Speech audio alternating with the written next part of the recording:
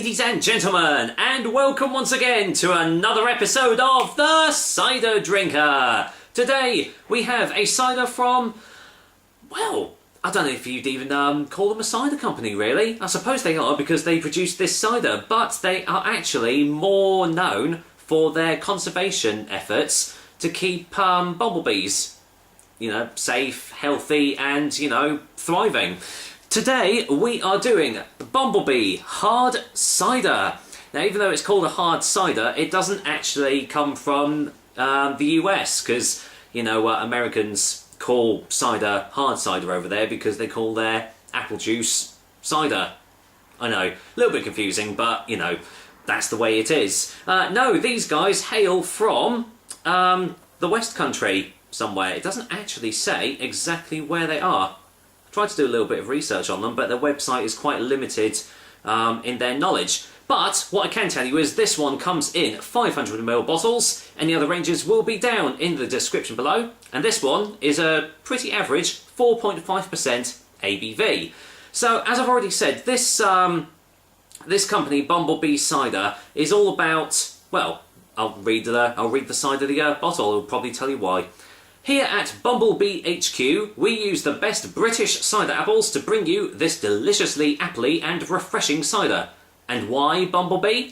Just a homage and lasting tribute to the little guys that go out in their tireless efforts to pollinate next year's apple blossom. You go, little furry dudes. Nice. Yeah. So I think they are like quite big on the conservation effort of bumblebees as well. Hence why they've got the whole shtick here. But this is gluten-free and vegan as well. Just contains a little bit of sulfites to preserve freshness. Yeah, there we go. Doesn't say anything else on this side. It just says, enjoy Bumblebee responsibly, which is what I'm going to do. I'm going to enjoy it responsibly by, well, drinking it. So, a little bit of carbonation there. Let's see what it smells like.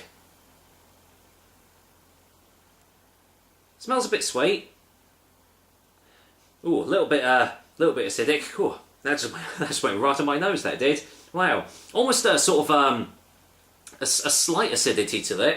A little bit of a sour twang. So well, let's see what we get when we pour it into the glass, shall we? Let's get this whole lot poured in.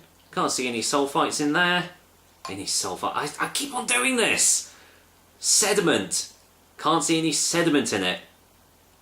Although, having said that, I think there was a slight touch of it at the end of that. God, I don't know why I keep on getting sulfites and sediment mixed up, but there we go. Right, colour, and as you can see, it is lightly carbonated. That's just a bit of chill haze there. That's not actually haze to it. So yeah, lightly carbonated, very dark, ambery sort of colour there. Really, yeah, it looks very, very deep, very rich in colour there. So, any smells on the glass? Quite subtle. As I say, still a little bit sweet. Smells a little bit floral, a little bit fruity as well. Getting sort of some hint of some sort of berry on the nose there as well. The acidity sort of dissipates a little bit. But all in all, smells really nice. Smells like it's going to be quite a refreshing and juicy sort of cider. So, well, let's waste no more time. Let's find out, shall we? Cheers, guys, and here's to Bumblebee's Hard Cider. Cheers.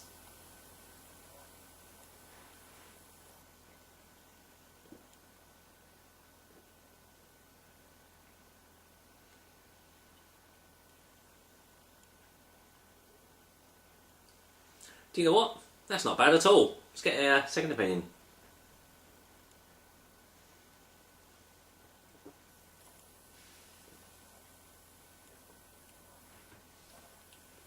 Wow. The texture is really smooth. Quite sweet on the initial taste as well.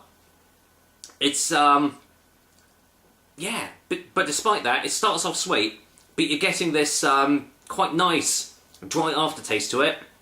A little bit tannic. There is actually a slight touch of acidity on the initial taste as well. But you're getting all those classic characteristics, almost like a vintage cider with its, quite woody, a little bit of a smokiness behind it, but nothing too overpowering. As was shown in like a couple of videos before, I don't really like too much of a smoky taste in ciders, but it's there slightly, but it just adds to the tannic woodiness behind it.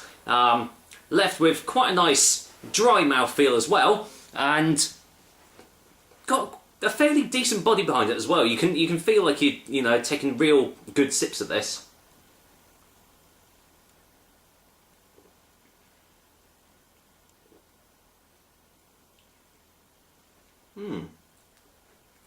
But that's definitely got a lot of flavour for a 4.5% cider, definitely. You expect those sorts of things on higher ABV ones, especially as I said with vintage ciders. But yeah, I can see this being really refreshing.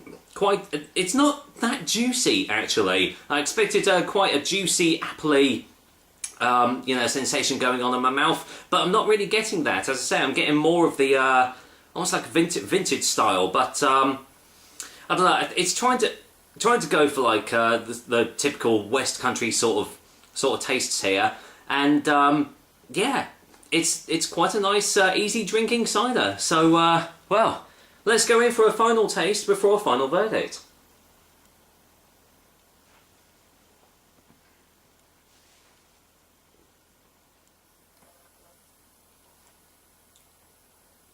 Yeah, there's some really nice tastes in this. There's nothing overly bold or overpowering in this. Yeah, I think it sets out to try and be a nice, as I've already said, nice, refreshing, easy drinking, sessionable cider, and it does that really well with some quite nice tastes, as you know, to go along with it. The sweetness of the initial taste has sort of gone away now, and the dryness is sort of, you know, it has taken over the tastes. But if you like that sort of style, then you're gonna really like this cider. So, for a final verdict, Bumblebee's hard cider is going to get a 7 out of 10. I know that they do two other sorts of ciders. They've got a strawberry and mint fruit-infused variety, and they've also got their Gribble, which I think is only available in bag-of-the-box.